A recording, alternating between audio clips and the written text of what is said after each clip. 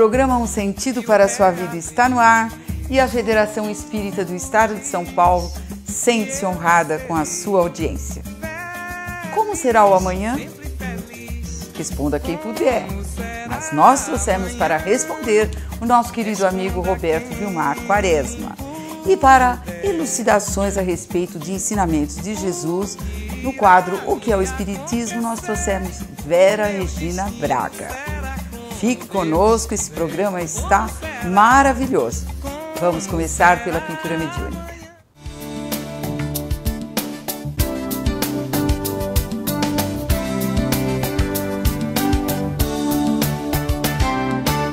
Para a pintura mediúnica de hoje, nós trouxemos Regina Aparecida Napoleão, que vocês já conhecem, que é médium da pintura mediúnica da Fiesp e que veio hoje, com muito amor, trazer aqui para vocês mais uma pintura mediúnica. Regina, está feliz? Estou muito contente de participar deste programa e deste trabalho também.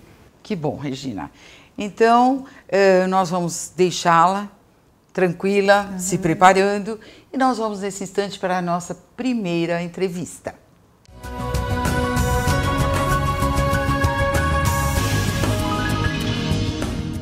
Neste ano, a Fiesp realizará de 1 a 4 de maio o Congresso sobre Reencarnação, que trará oradores de todo o Brasil das 8 às 19 horas. A abertura será de Divaldo Franco. São mais 36 conferencistas, 4 oficinas práticas de assistência espiritual, 2 espetáculos teatrais, Amores Impossíveis e Psiquiatria em Face da Reencarnação, apresentação de todos os médiuns da pintura mediúnica da Fiesp. Conheça os conferencistas e seus temas. Alexandra Strama, Espíritos são individualidades. Almas gêmeas existem? Américo Marques Canhoto, Não vim destruir a lei. André Trigueiro, Sofrimento e suicídio. Antônio Demarque, A educação da mediunidade para melhor qualidade de vida. Celisa Maria Germano, O perdão é de fato libertação? Edelso da Silva Júnior, Programação reencarnatória e homossexualidade. Elza Basile, Remorsos e autoperdão. Fátima Luiza Giro, A reencarnação como fator de elevação moral e intelectual. Girlane Costa e Silva, João Batista, é Elias reencarnado? Heloísa Pires, O bullying sob a ótica espírita. Jeter Giacomini, A arte espírita na sensibilização do ser. João Demétrio Loríquio, Evangelho da reencarnação. José Carlos de Luca, Renascimento espiritual. Joel Beraldo, Profilaxia da depressão. Jussara Morcelli, Sinais da evolução na mediunidade. Maria de Cássia Anselmo, Sentimento, razão e reencarnação. Maria Inês Pessotto Páscoa, Psiquiatria em face da reencarnação. Maria Elizabeth Rei, A reforma íntima requer aprendizado? Marcel Souto Maior, Kardec, o consolidador da reencarnação. Mário Prieto Pérez, As doenças mentais sob a ótica da reencarnação. Miguel de Jesus Sardano, Existe justiça nas vidas sucessivas? Paulo Henrique Wederhoff, Desencarnes coletivos. Paulo Pio, O combate ao mal do século, droga-adicção. Renato Costa, Reencarnação em outros planetas? É possível? Roberto Vilmar Quaresma, Podereis fazer o que eu faço. Silvia Mello, O Centro Espírita como pronto-socorro de espíritos. Thelma Kraid, Mediunidade nos jovens. Humberto Fabre, Chico Xavier, A prova da reencarnação. Valdete Zorati, Casamento, traição e paixão. Vera Milano, O espírito na gestação, abortos espontâneos e provocados. Wilson Disposte, O problema das drogas na família. Vinícius Lara, Apego à matéria, difícil despertar na espiritualidade. Vitor Ronaldo Costa, Causas atuais do sofrimento. Valcir Carrasco, Juntos para sempre. Zulmira Acessian, A loucura sob novo prisma. Façam suas inscrições na sede Maria Paula, terceiro andar, de segunda a sábado, das 10 às 18 horas, ou pelo e-mail congresso@fiesp.org.br.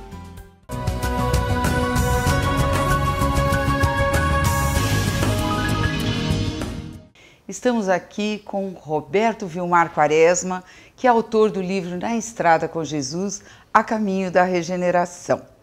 Ele é engenheiro, pós-graduado em administração de empresas e um grande autor de livros espíritas.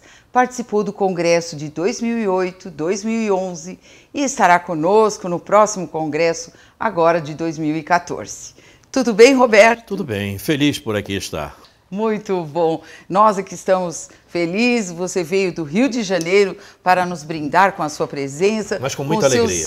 Tá bom. Com seus esclarecimentos profundos, que nós tivemos a oportunidade de assistir lá no Salão Bezerra de Menezes também, não é? Muito obrigado. Mas eu acho que é a pergunta que todos se fazem. Você psicografou o livro Na Estrada com Jesus, Sim. A Caminho da Regeneração.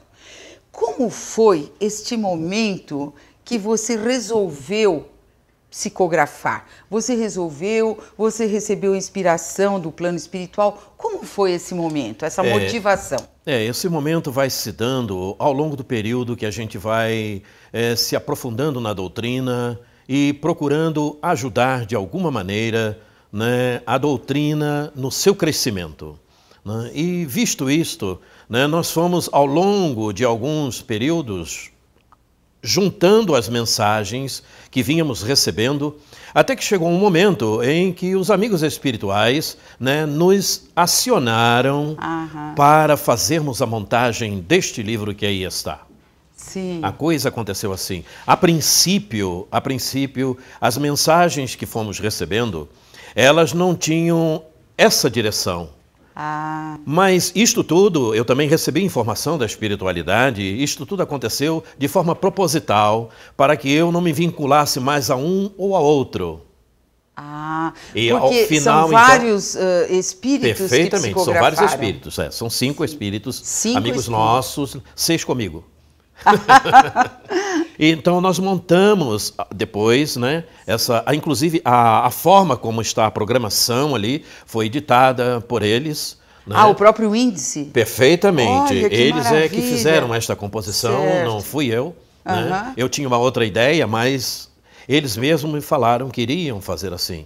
E inclusive as mensagens que aí estão, elas têm todo esse direcionamento de fazer com que as pessoas, com que nós venhamos a nos movimentar, né, para o crescimento espiritual.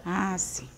Né, a fim de que possamos, mais tarde, né, daqui a pouco, estarmos num processo, em um mundo de regeneração. Sim, sim. Né? Porque verifica-se que a atualidade ela está muito tumultuada, tem muitos conflitos, mas é próprio do momento, até porque aqueles que estão nesse estado e que estão criando muitas confusões, né?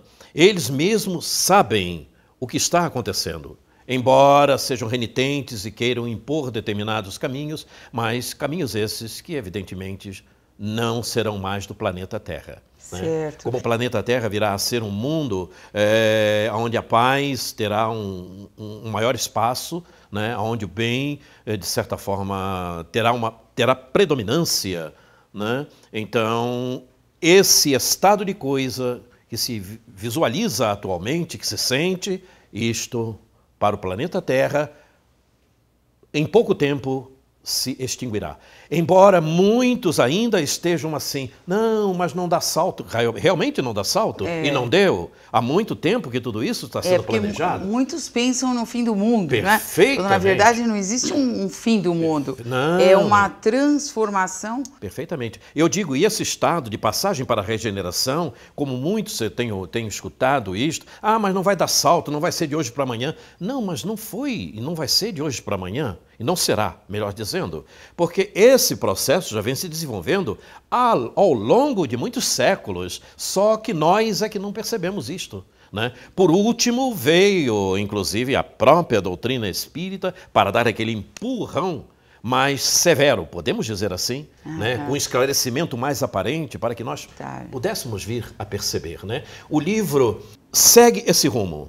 O foco do livro é este, e levar realmente o esclarecimento maior, né, para os vários problemas que todos nós temos, os vários caminhos que todos nós seguimos, às vezes equivocadamente, e ali então tem os alertas, né, e como precisamos proceder para chegar à regeneração.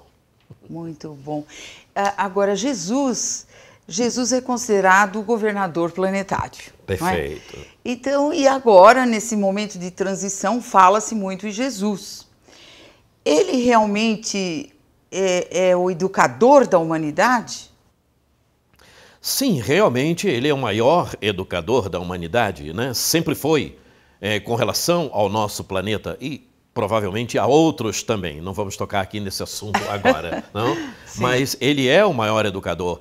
Tanto é assim que as próprias mensagens do Mestre, elas não são só educativas, elas também instruem. Elas trazem a instrução necessária para que nós consigamos atingir o parâmetro educativo, a disciplina. Então, o Evangelho em si é a maior enciclopédia da humanidade. Não há outro. Ali nós encontramos tudo. Encontramos todos os rumos que precisamos seguir para chegarmos à felicidade. Não há outra forma. Eu gostei muito do livro, achei interessante, porque cada capítulo aborda um tema de que Jesus já se referiu em relação tanto ao nosso comportamento, como em relação à transformação do planeta. Perfeito. Por isso que ele se chama A Caminho da Regeneração, não é? E foi muito gratificante, porque quando você nos deu os rascunhos do livro para que nós editássemos, ao mesmo tempo aconteceu uma pintura mediúnica, que é essa que está aqui na capa, né, que nós colocamos na capa, ao mesmo tempo que nós estávamos corrigindo. Então, nós sabemos que a espiritualidade trabalha em conjunto, não é? E esses espíritos maravilhosos que psicografaram com você, não é? Naturalmente, a nossa equipe aqui de pintores também, que estão aqui na federação, se ligaram neste momento, então é mais alguém para participar da sua equipe, no caso, né? Sim, perfeito, sem dúvida. Para que todos conheçam, não é? Então, eu gostaria de tocar num dos temas, que é o alerta das trevas. Será que você poderia nos falar alguma coisinha a respeito do alerta das trevas? O alerta das trevas até parece assim, a momento, né? A pessoa escuta isso, mas como é que as trevas vão me alertar? Pois é, como? Sim, mas o alerta das trevas tem um sentido. O sentido de que, a partir do momento que nós começamos a ser ameaçados por essas situações equivocadas, por essas situações perversas, né? De repente nós paramos para pensar, por que isto tudo? Por que eu estou sofrendo desta maneira? Porque isso está sendo um agravante na minha vida e está me prejudicando. Então, esse é justamente o momento do alerta, porque aí nós vamos procurar saber o porquê disso e vamos procurar um caminho melhor. Então, quer dizer, as trevas, quando elas se aproximam, é porque nós já estamos nelas há algum tempo. E elas se tornam mais evidentes. E é nessa evidência que a gente procura se transferir para um caminho melhor. A gente vai se afastar daquilo, porque aquilo está causando sofrimento. E esse sofrimento que as trevas nos proporciona faz com que nós venhamos a procurar outro caminho, porque ninguém gosta de sofrer. Não é verdade? Então, esse é o alerta que as trevas nos traz. Né? Nesse sentido. Jesus trouxe os maiores ensinamentos, o maior ensinamento do sim, Pai. Não tenha dúvida. Porque é um ensinamento de felicidade. Não é? Porque imagina, uma pessoa está cheia de problemas, cheia de complicações, de dores, de sofrimentos, né? E aquilo vai aumentando gradativamente. Chega a um determinado ponto que ela não suporta mais, então ela vai disparar para outro caminho. É justamente aí. Por isso que o alerta, quer dizer, ela já vinha equivocada ao longo de um grande tempo, né? Até que chega um momento que aquilo dispara. E é nesse momento que o alerta acontece. Isso. E ela deixa de ter aquele prazer de estar ao lado, prazer entre aspas, né? De estar ao lado das trevas para procurar um caminho novo. E aparece muitos assim, né, nas casas espíritas, não? Aparece, realmente, né? Às vezes a gente sente, sabe, Vilmar, aqui nós temos um público estimado de 9.000 pessoas por dia. A Fiesp não fecha, ela fica aberta de manhã até a noite, todos os dias, de segunda a domingo. Isso é ótimo. E nós vemos muitas pessoas chegarem muito tristes e parece que já procuraram de tudo, não é? Todos os outros meios de conseguirem algo para ser feliz, mas acabam chegando aqui e vendo que precisa dessa renovação interior. Perfeitamente. Não é? E aí nós verificamos, por que ela chegou na casa espírita? Ela chegou na casa espírita trazida pelos amigos espirituais, trazida pelos seus guias, tudo bem, mas isso depois de ter um acionamento do alerta feito pelas trevas. Olha lá. Não é? Então, verdade. E agora? Então ela abriu a porta, abriu uma sintonia para que os amigos espirituais pudessem penetrar, não é? E motivá-la a procurar a casa espírita. Muito inteligente essa sua análise a respeito desse alerta das trevas. Achei muito importante mesmo. Um outro assunto que nós temos aqui no livro sobre o ensinamento de Jesus também, mas que você sempre dá uma conotação muito mais profunda para este momento que nós estamos em transição planetária. Brilhe vossa luz. Por que Jesus disse isso? Brilhe a vossa luz. Bom, Jesus já o dissera, né? Brilhe a vossa luz. O significa dizer que todos nós, em nosso íntimo, em nosso interior, né, temos uma luz, uma pequenina luz, temos as virtudes que estão instaladas dentro de nós pelo Pai, não é verdade? E que nós, muitas vezes, não deixamos com que essa luz, a luz dessas virtudes, que elas brilhem, ou melhor, que elas sejam desenvolvidas. Então, brilha a nossa luz, desenvolva as tuas virtudes, porque elas estão em ti. Deus já doou, estão no teu íntimo. Faça com que elas sejam acionadas. Quer dizer, procure o conhecimento, procure a educação, procure os instrumentos necessários para que essas virtudes possam passar a ser as ferramentas do teu procedimento. Porque elas já estão no interior. E aí, então, a luz todos nós somos filhos de Deus, a luz, perfeitamente. A luz é esta. Né? Por isso Jesus falou, brilhe a vossa luz, deixe que aconteça. E nós, equivocadamente, não é? Trabalhamos em um rumo que muitas vezes elas se tornam tão obscurecidas, né? Coitadinhas das virtudes que estão dentro de nós. Então, o que nós pudemos perceber na sua palestra, lá no Salão Bezerra de Menezes, aqui na Maria Paula, é que a sua luz está brilhando em cima do candeeiro. Está bem acima, como Jesus recomendou.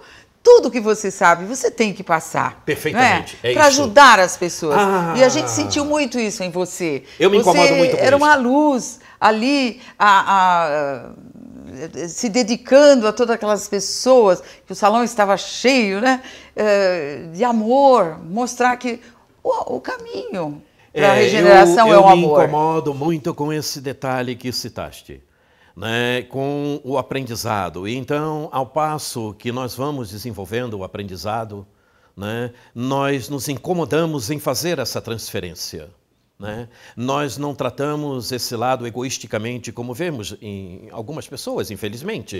Né? Mas nós temos essa vontade, essa ânsia de transferir para as pessoas aquilo que já assumimos e verificamos que é bom, que é verdadeiro. Que é bom para você passar para outras pessoas. E nós temos algo muito importante, e eu ajudo imensamente a ajuda desses amigos espirituais, que quando eles percebem que eles se aproximam, sabe? Eu sinto a aproximação e eles enfatizam mais ainda.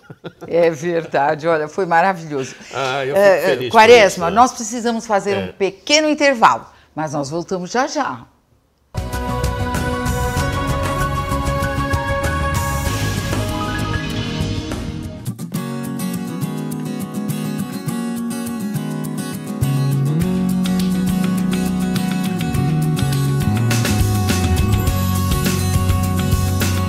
Creches da FEESP. em São José dos Campos.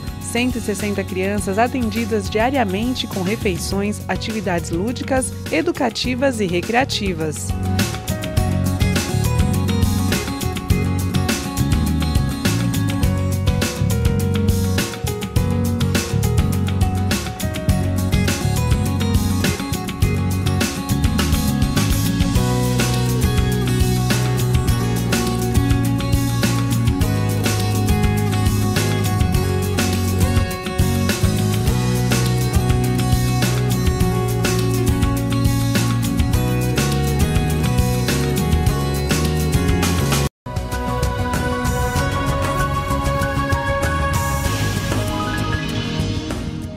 Voltamos com o programa Um Sentido para a Sua Vida, hoje com Roberto Vilmar Quaresma, autor do maravilhoso livro Na Estrada com Jesus, a caminho da regeneração.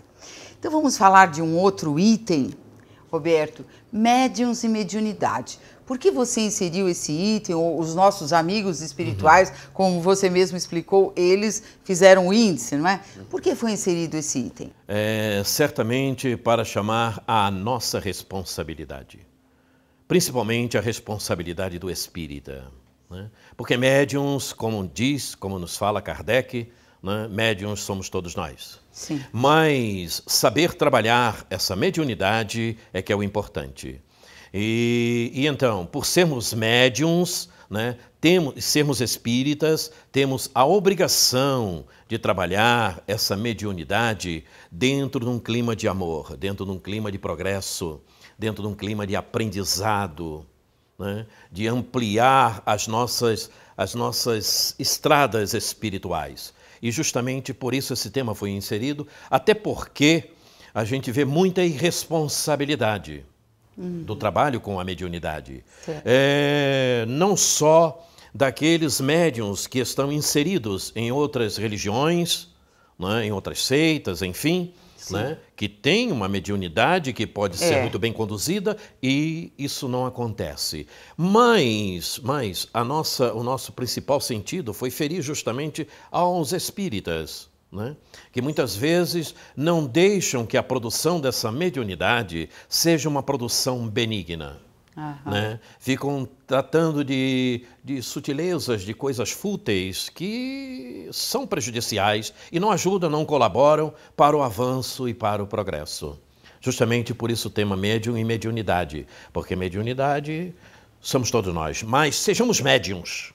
De verdade. De verdade. Aquele médium que trata na codificação, que é aquele que exerce o trabalho, que vai à frente, que procura melhorar a humanidade, procura melhorar-se para melhorar a humanidade. Certo. Né? Como ferramenta de trabalho para a evolução dele e do próprio... Perfeitamente. Por ter uma mediunidade mais ampliada, mais abrangente, né? Faculta aos amigos espirituais que se aproximem e, a partir daí, então, faça disso um caminho de progresso. Certo. Um caminho de avanço, né, de crescimento. Porque, infelizmente, nós vemos, sim, muitos utilizando a mediunidade para fazer o mal. Nós recebemos muitas perguntas dos nossos telespectadores sobre as macumbas, sobre essas práticas essas práticas realmente que procuram fazer o mal para o próximo, né? Querer egoisticamente, né? Pessoas que não entenderam, mas que nós sabemos que existem essas perguntas. Eu vou te contar um pequenino caso que aconteceu conosco há pouco tempo, né? Nos convidaram para verificar como estava o trabalho em uma determinada casa espírita, onde havia 2 reuniões mediúnicas em dias diferentes. Né? Em chegando lá, já conhecemos essa casa espírita há algum tempo. E em chegando lá, nós verificamos, inclusive tivemos a oportunidade e pedimos para participar de alguma, para verificar o que acontecia. Sim. E chegamos à conclusão que as reuniões mediúnicas que ali eram feitas era para aplaudir as trevas. Escute bem o que eu vou lhe dizer. Nossa! Aplaudia. Por quê? As pessoas que participavam da reunião não frequentavam nenhuma outra atividade na casa, né? Não estudavam e tinha as pessoas que só iam lá para isto. Então, o que observamos? Aqueles que recepcionavam os espíritos e que davam passividade, que conversavam, todos eles amigos daqueles que estavam querendo justamente tornar o ambiente um ambiente trevoso, porque todos falsificadores. Impressionante. Nossa. Foi impressionante isso que observamos. Então. As reuniões davam vazão às falanges inferiores. Olha. E então, depois de observar isto, nós chamamos a diretoria da casa e apresentamos o que tínhamos observado, o que tínhamos visto, né, e recomendamos que provisoriamente, falamos assim, suspendessem essas reuniões porque elas não estavam adiantando, estavam em prejuízo para a casa. Olha. Foi impressionante isto. É verdade. Aqui na FESP, nós, não te cortando, nós tomamos muito cuidado com isso. Mas tem que ter. O médium só Mas pode tem que ter. trabalhar depois de Mas 7, 8 anos que ele estuda. Porque a nossa área de ensino é prolongada, porque não adianta só o ensino, o aprendizado. Ele tem que fazer a reformulação interior durante o curso, que é demorada. É. Então não adianta dizer que em 6 meses já fez o curso e começa a E trabalhar. tem que se adequar para um trabalho desse, Claro, né? é. Ele tem o seu próprio comportamento diário tem que ser um comportamento que tenha essa ambientação, né? Um comportamento digno, um comportamento coerente com o que ele vai desempenhar. Porque senão, o que ele vai, de que forma ele vai contribuir? Se ele está com a sua mente, com as vibrações completamente voltadas para as coisas inferiores, não tem como. Então se torna né? perigoso uma pessoa frequentar um lugar desse. Não é perigoso? Sim, com certeza, com certeza. Em vez de sair melhor daquele ambiente, sai pior. Sai doente pior, até, sai talvez, pior. não é? Sai. Então, realmente precisa tomar muito cuidado. Perfeitamente. As casas espíritas têm que ser muito sérias vou e lhe nunca dizer deixar mais. o médium trabalhar sem que ele tenha conhecimento antes Perfeitamente. e que também se revele, né, Perfeitamente. uma pessoa que ama o seu próximo realmente. Perfeitamente. Nossa, Quer dizer, muito então, lindo esse capítulo. A casa espírita estava sendo assistida por essas falanges. Impressionante isto. Estava sendo assistida por essas falanges. Esses espíritos. E o pior de todo esse movimento é que esta casa espírita é mantenedora de um abrigo de idosos. Oh, meu Deus. Vê? Imagina todo um processo que estava aí desenvolvido. Veja só. E por isso nós nos apressamos em fazer um culto do Evangelho no lar, nesta casa. Sim. Tivemos dificuldade, porque não queriam permitir que fizéssemos. Eu sei. Porque já estava todo um trabalho Então, desenvolvido da inferioridade. Contou essa para história. impedir isso. Verdade. Nós tivemos problemas aqui na Federação também, que havia alguns centros, há um tempo atrás, que colocavam a placa filiado à Federação Espírita do Estado de São Paulo. Aí nós começamos a fazer visitas a esses centros e nós vimos que alguns realmente não faziam nada do que a federação faz. É isso. Foi triste, nós tivemos que fechar o centro, porque também não aceitavam que nós colocássemos as regras de disciplina, que são todas através dos ensinamentos de Jesus. Perfeitamente. Não é? Justamente por isso o capítulo Médiuns e Mediunidades tem essa intenção de fazer com que aquele que vai trabalhar a sua mediunidade de forma mais ostensiva, que ele se prepare adequadamente. Olha, também Que ele se recomendável prepare aos centros adequadamente. espíritas. Se prepare adequadamente, a fim de que possam realmente desenvolver um trabalho que seja justo, um trabalho que seja benéfico, né? Porque trabalhar a mediunidade e tentar desenvolvê-la de qualquer forma é criar problemas para si e para os outros. Não tem que ser voluntários, Com os trabalhadores, certeza. já que são voluntários, façam um trabalho Com certo, certeza, correto e beneficente realmente. Né? Perfeitamente, é isso mesmo. Muito bom. Aqui temos um outro capítulo. Se alguém te procura, você gostaria de falar algo sobre isso? Olha, quando eu escrevi, né, essa página, ela nos tocou muito. Né, ela nos tocou muito. Foi uma das primeiras páginas que está nessa composição aí. Né, porque nós verificamos muito, dentre toda a nossa convivência com todos, né, uns procurarem os outros, mas a atenção não ser devida.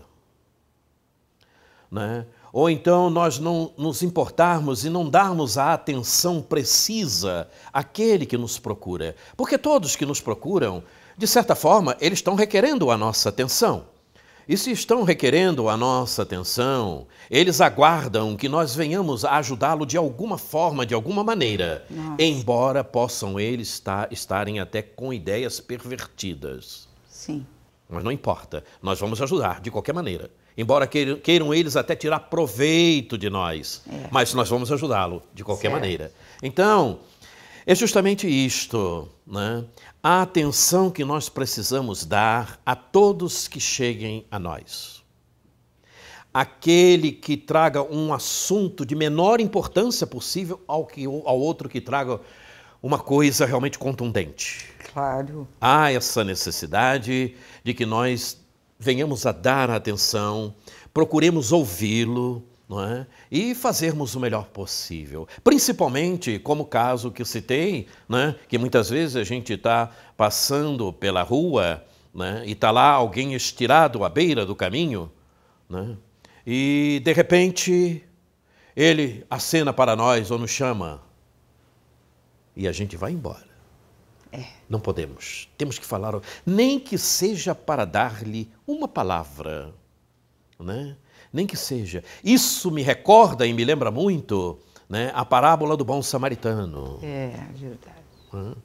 Me lembra muito. Nós temos algumas palestras falando a respeito, né, porque tem um tema aí enorme para se desenvolver. Verdade. E justamente por isso, se alguém te procura, está procurando, está tentando alguma resposta, está querendo um carinho, está querendo uma palavra, não é? Às vezes, ou está querendo tirar modificar, proveito, né? Mas nesse proveito que ele chega para tirar, os teus fluidos benéficos vão acabar agasalhando e, quiçá, ele muda, né, o seu contexto interior e parte para um caminho mais nobre. Então, de qualquer forma, quando alguém nos procura, é porque Deus enviou. Não tem como. Ninguém vai procurar o Quaresma sem a permissão de Deus. Tenho que botar isso na minha mente. Se me procurou, porque Deus permitiu. E se Deus permitiu, eu tenho que fazer alguma coisa. Porque nada acontece sem a permissão de Deus. Todos nós falamos, não é verdade? Não cai um cabelo, não cai uma folha. E então, se alguém chega à minha frente e me procurou, Deus permitiu. E se Deus permitiu, eu tenho que fazer alguma coisa. Eu tenho o dever de fazer alguma coisa. Porque foi o Pai que permitiu que ele me chegasse. Seja ele um assassino, não importa quem seja. É verdade. É isso. Olha, se alguém te procura... Muito linda essa tua explicação, realmente, né? Nós temos que estar preparados. E o livro tem esse poder, né? De trazer essa luz para aqueles que leem, que absorvem o ensinamento e querem praticar, não é? Perfeitamente. Essa é o nosso foco, a nossa intenção, enfim. E aí? Como será o amanhã, então? Que também Como será o amanhã? Como Mas será veja bem, amanhã? o amanhã vai depender de tudo isto. O amanhã vai depender das minhas ações, dos meus comportamentos, do meu pensamento, das minhas atitudes. O meu amanhã, eu posso fazê-lo.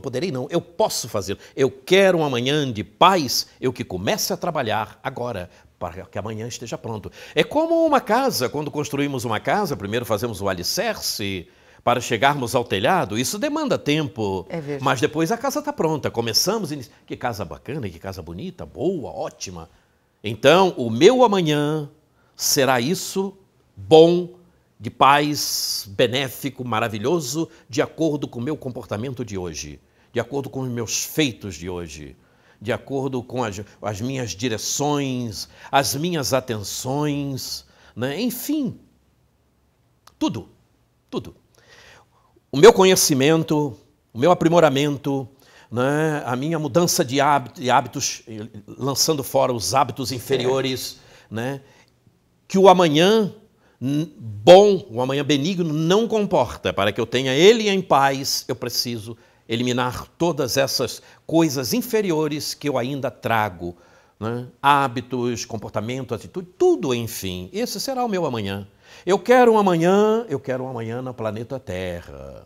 Um amanhã num planeta de regeneração, onde a paz vai começar a abraçar a todos. Aonde o bem será predomínio. Então, eu, Quaresma, preciso me adequar a esses comportamentos. Eu não posso mais deixar de atender alguém. Eu não posso mais maltratar o outro? Eu não devo mais fazer as coisas inferiores que ainda faço? Eliminar esses maus hábitos para que eu possa estar lá, neste planeta de regeneração, aonde o bem vai predominar. Se o bem vai predominar, como é que eu vou me instalar lá se as minhas vibrações ainda têm tendências maiores para o mal? Não posso. Não posso. Então, as minhas tendências têm que ser benignas. Embora eu não consiga trabalhar todas elas na íntegra, mas eu já tenho que estar com aquela vontade, e essa vontade, como eu falei, né, empurrando o livre-arbítrio. Eu não posso deixar os meus maus hábitos empurrarem o meu livre-arbítrio. Não, a minha vontade benigna é que tem que ser predominante. E então, nos encontraremos todos na regeneração. Oh, que maravilha! Viva um mundo melhor! Com certeza estaremos num mundo melhor se tivermos todo esse cuidado que você nos recomenda, não é verdade? Bom, através dos espíritos, mas em comum acordo. Mas não deixa de ter algo do médium, né? Porque toda psicografia tem haveres do médium. Se você não tivesse a sintonia com esses espíritos iluminados, você não conseguiria psicografar esse livro, não é verdade? Ó, gente, e vem muitos outros livros aí, inclusive um romance, viu? Não percam, então, no Congresso Espírita, Roberto Vilmar Quaresma, que estará falando qual é mesmo o seu tema? Podereis... fazer o que eu faço e até muito mais. E até muito mais. Então, é um outro assunto que Jesus nos ensinou, mas que o Roberto... Isso vai ficar para o Congresso, vocês vão ver no Congresso. Roberto, muito obrigada por ter vindo do Rio de Janeiro para São Paulo. Nós ficamos muito felizes realmente de ter você aqui na palestra do domingo e também aqui no nosso programa, viu? Eu é que agradeço, né? A minha gratidão é muito grande a todos vocês aqui da FESP, a você em especial e muito mais a Deus. Muito obrigado. Isso é verdade. Obrigada, boa viagem para você de volta, tá? Deus te abençoe. Esteja sempre conosco. Muito obrigado. Muito obrigada. Vamos agora para mais um intervalo.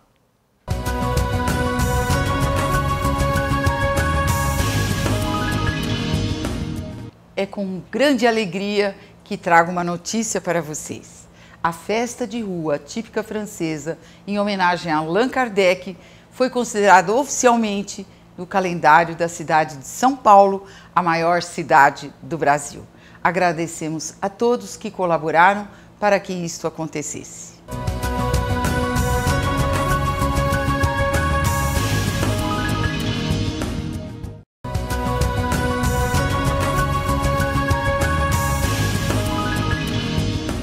E para o quadro que é o Espiritismo, trouxemos hoje Vera Regina Braga, que é professora de Direito Penal, uma grande trabalhadora da FESP, trabalha em vários cursos da área de ensino, como também na assistência espiritual. Atualmente é educadora do curso de expositores da FESP. Vera, que prazer grande ter você aqui para nos elucidar mais um tema.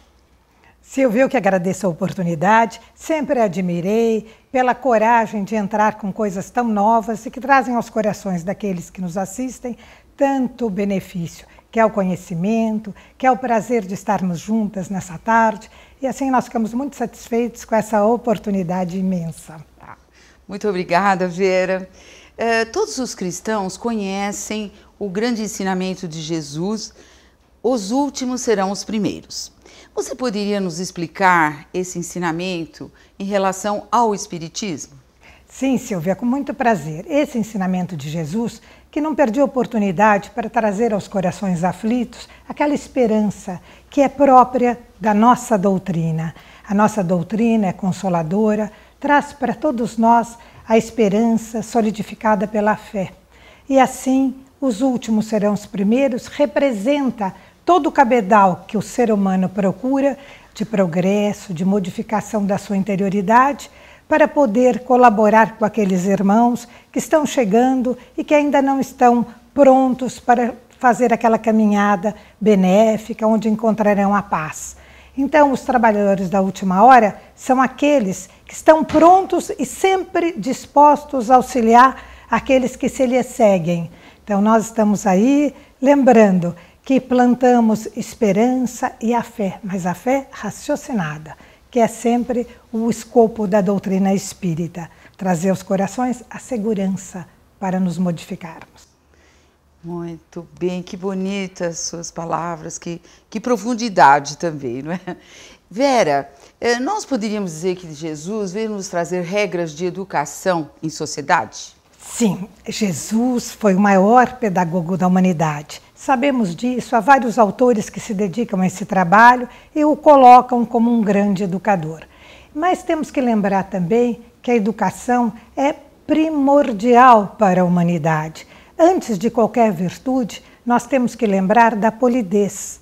A polidez ainda não é uma virtude, mas é uma pré-virtude. Sem ela não conseguiremos nada. Precisamos, a partir deste aprendizado tão singelo, que é com licença, muito obrigada, boa tarde, a partir daí nós nos sentimos irmãos dos demais e podemos colocar no nosso coração aqueles princípios tão ternos que Jesus nos deixou.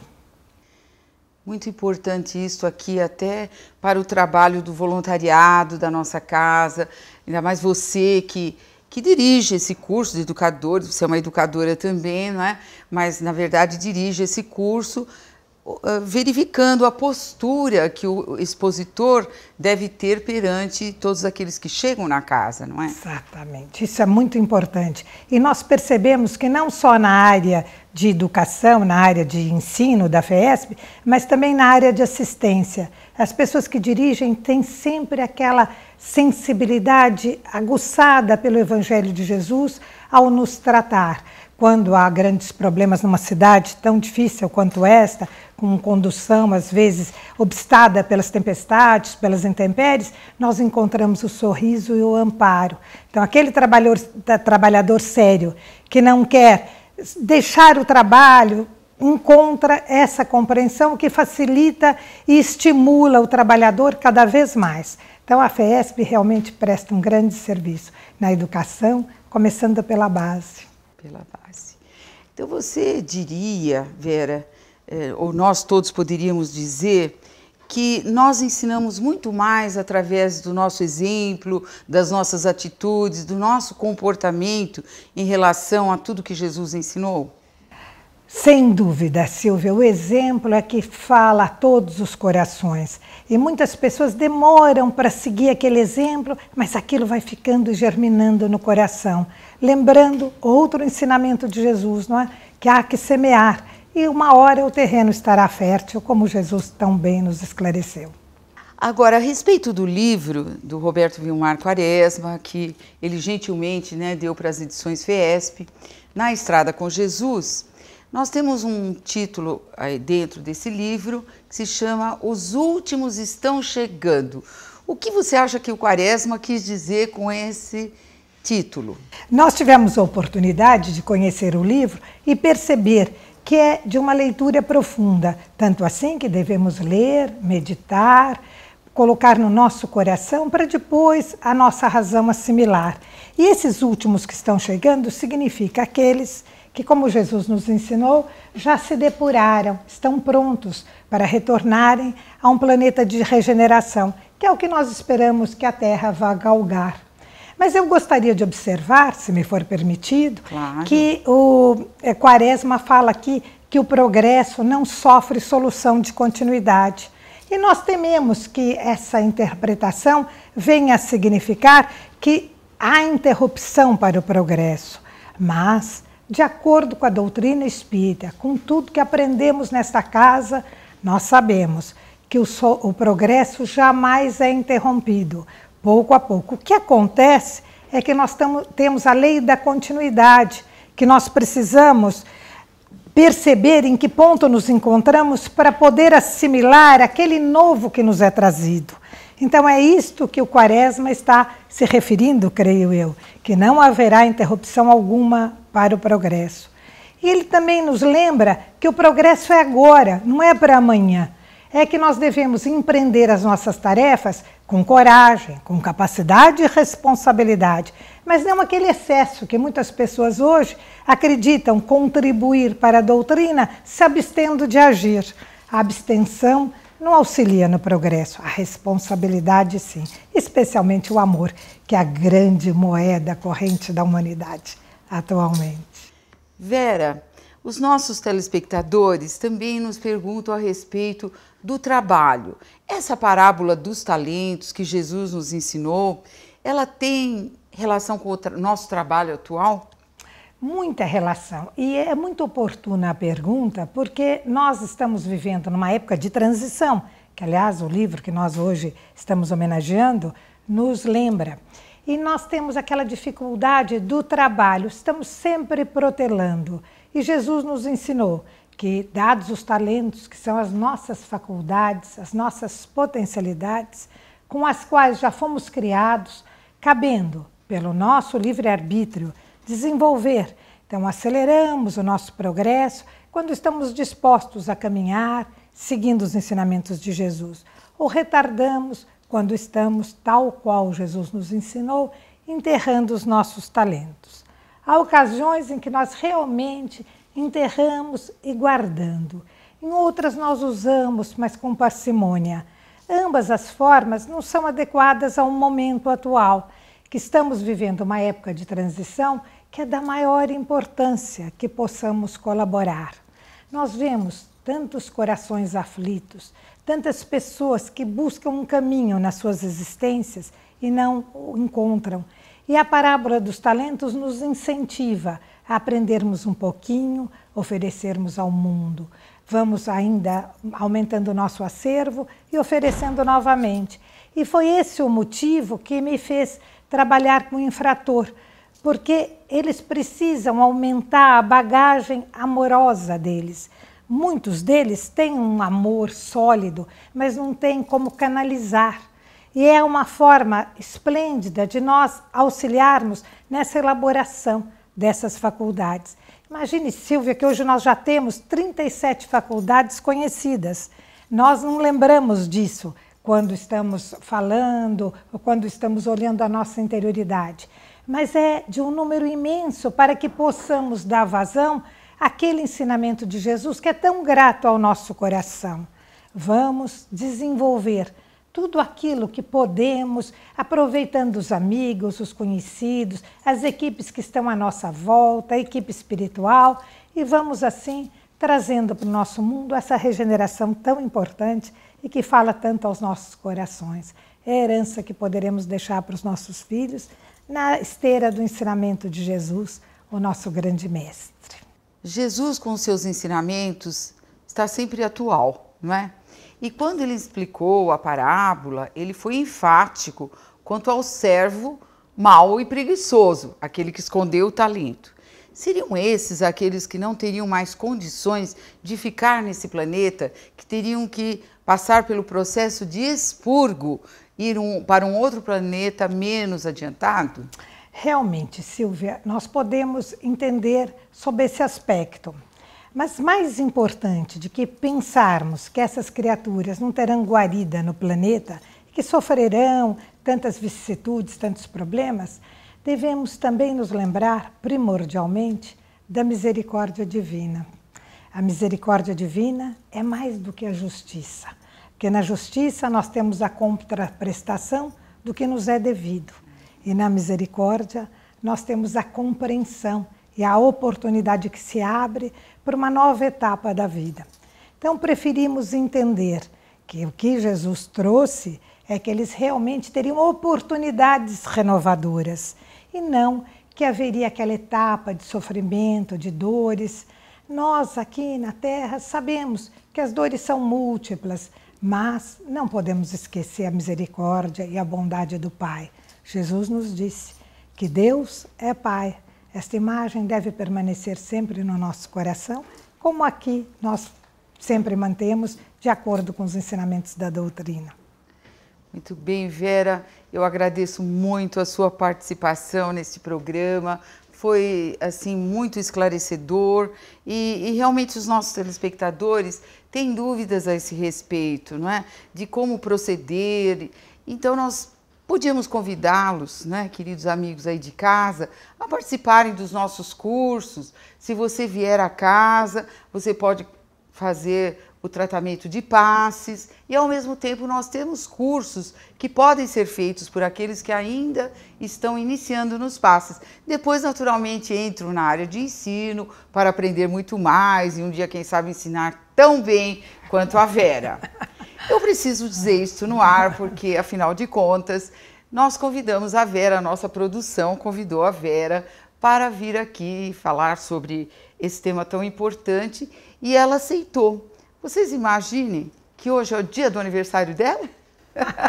Silvio, parabéns, então, em nome de todos. Obrigada. Se puder pôr a musiquinha do parabéns, a gente agradece. O seu carinho sempre me encantou. Eu agradeço e convido aos telespectadores que estejam sempre conosco.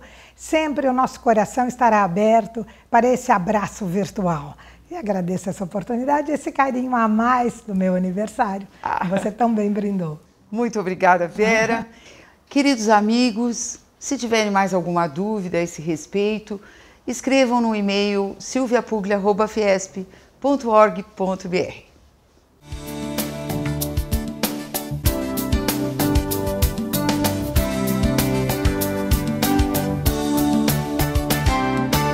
E é com muita alegria que nós apresentamos essa tela mediúnica finalizada. E a Regina Napoleão podia nos dizer como foi esse processo, esse trabalho durante todo esse tempo que você ficou aqui nos nossos estúdios? Foi um trabalho maravilhoso. Eu me sinto privilegiada de ter a oportunidade de retratar um sentimento, um momento de um artista que foi considerado e é considerado até hoje muito importante em termos de pintura no mundo. Mas vai dizer o nome do artista, não vai? Os nossos amigos de casa querem saber. É Monet, é uma tela de Monet. Então, olha, é uma emoção muito grande, não é? Porque nós sentimos ao longo de todo o tempo aqui que você trabalhava, nós entrevistávamos as pessoas, nós sentimos assim uma alegria e uma proteção muito grande, não é? Quando esses bons espíritos que têm essa finalidade de mostrar para a humanidade que o espírito é imortal, eles são tão bons que eles contagiam o ambiente. Você não sentiu isso? Com certeza. E realmente é um privilégio muito grande poder retratar um pouquinho da grandeza desse pintor. E realmente eu me sinto muito privilegiada e gostaria de agradecer a oportunidade que vocês me deram de comparecer novamente neste programa. Vamos agradecer ao plano espiritual aqui presente, que nos brindou, né, através da sua mediunidade, com essa tela tão linda, tá bom? Muito obrigada. Muito obrigada, Regina. Eu que agradeço. Nós vamos agora para a leitura de mais uma mensagem mediúnica.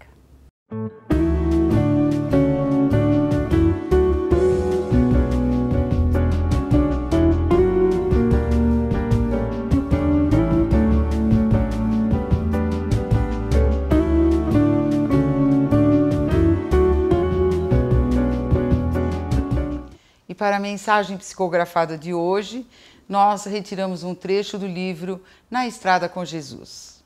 Agita-se a humanidade encarnada e desencarnada, porque intuitivamente ou não, percebe que os momentos extremos da transição planetária já se apresentam.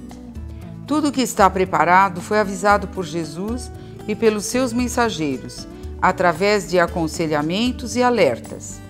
Foi dado a entender a todos os terráqueos o porquê dos acontecimentos atuais e aquilo que está por vir, em consequência de ações pretéritas desenvolvidas e de atuais desvirtuadas do bem. O que é do outro é tesouro do outro, e sua estocagem é espiritual. Não há quem possa retirar-lhe as experiências e méritos ali armazenados. A dor é sempre sinal de que não estamos transitando por caminhos prósperos e há indiscutível necessidade de desviarmos a atenção do foco providenciado, procurando o de sentido contrário, ou aquele mais à direita ou à esquerda, a fim de restabelecermos diretrizes com melhores tempos, tempos que nos aproximem de Jesus. Encerramos assim o programa Um Sentido para a Sua Vida. Esperamos vocês na próxima sexta-feira, ao meio-dia, aqui na TV Aberta. Os programas anteriores vocês poderão assistir no portal da Fiesp, www.fiesp.org.br. Um ótimo final de semana para todos vocês.